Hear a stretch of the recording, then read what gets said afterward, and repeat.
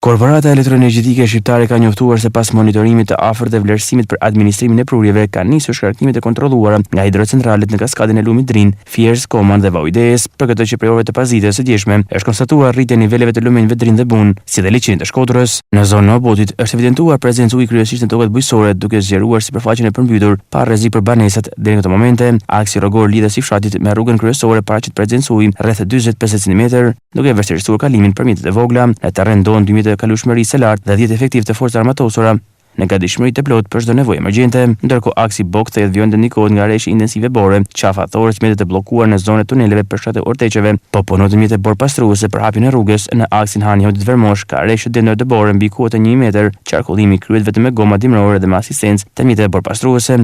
Nga bashkitë Malësia e Madhe, Vauides, Puk dhe Fusharës nuk raporton problematika. Strukturat e mbrojtjes civile dhe institucionet vendore vijnë monitorimin në terren dhe mbeten në gatishmëri për çdo zhvillim të situatës, duke garantuar koordinimin e plotë për sigurinë e qytetarëve.